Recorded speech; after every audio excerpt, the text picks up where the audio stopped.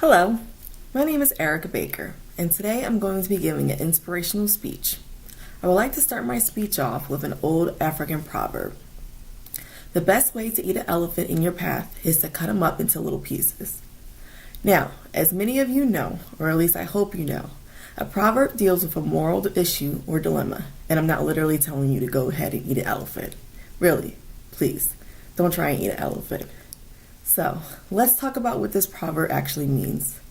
This proverb is supposed to mean the best approach to solving a problem is to take it bit by bit, one at a time. When you think about it, this is a really smart and effective concept. It's basically telling you that massive things that overwhelm you or that seem too much, if broken down into small parts, can be manageable and easier to take care of. There are always going to be events or responsibilities that seem devastating or impossible to handle in our personal professional lives. There are challenges that come up with having families, medical issues, and stressful working environments with hectic meetings and demanding bosses. These are some of the things I will touch on when it comes to how we handle adversity or trials in our personal and business lives. In our personal lives, there are so many different things that seemingly build up on a day-to-day basis. Whether you're dealing with a family or child issues, having a medical or automobile emergency, or being late and turning in multiple assignments due for your college public speaking class. For me personally, all of these things and more have recently been happening to me. I have been inundated with serious medical issues where at one point I was restricted to bed rest for almost 5 months, all while being in college full-time and having my 3 children living with me part-time. As you can imagine, this was a very trying and depressing time for me. I was very stressed, and it seemed like my medical issues were taking over every aspect of my life. The simple things, such as sitting and walking, kept me from going to class, driving, and doing activities with my children. With doctors not knowing the cause of my illness, I struggled with my faith and my sanity. My family, mentors at school, and doctors all became very worried and suggested therapy and prayer.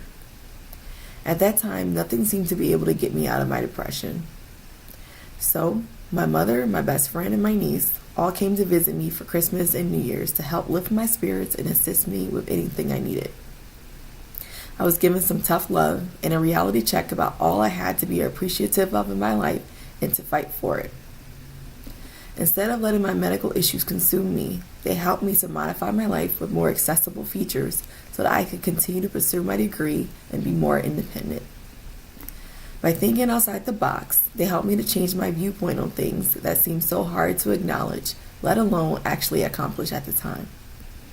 I have now been able to drive independently by having my doctors modify my medications. I was able to get independent study and cross-register at neighboring universities in their online classes. And I was able to work out a more manageable schedule with my ex-husband about our children. Now, 3 months later, I have traveled to DC and Atlanta, spent Saturdays and Sundays enjoying activities with my children, and managed to squeeze in 7 classes this semester to help me graduate this upcoming December.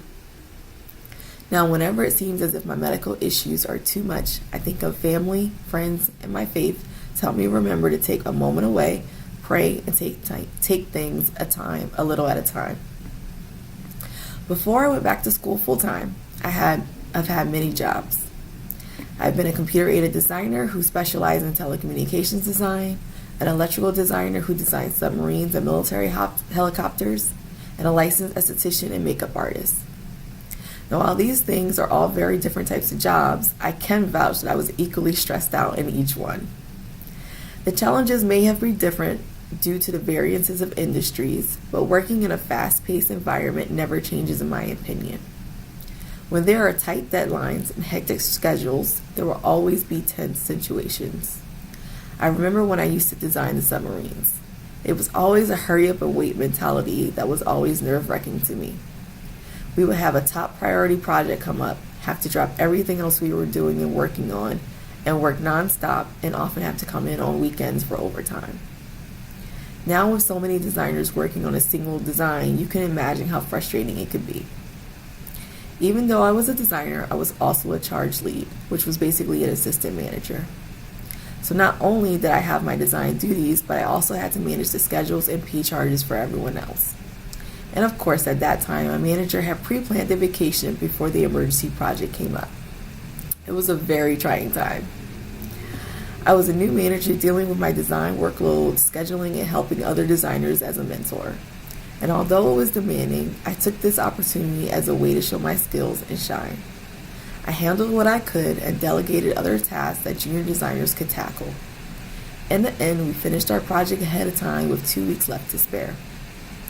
If it wasn't for me tackling each part of the project one at a time and coming up with a strategy and how to accomplish them, it could have been a disaster professionally for me and my department, and we could have lost our contract. From that situation, I learned to strive through adversity, take a moment away to collect my thoughts, and gain a new perspective on how things could be accomplished. Now, whenever real or imagined, we just take a moment to step away from the issue and divide it up into more manageable parts.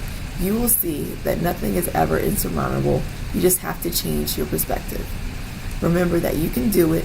Just keep calm, pray, and eat that elephant blocking your way, bit by bit. Thank you.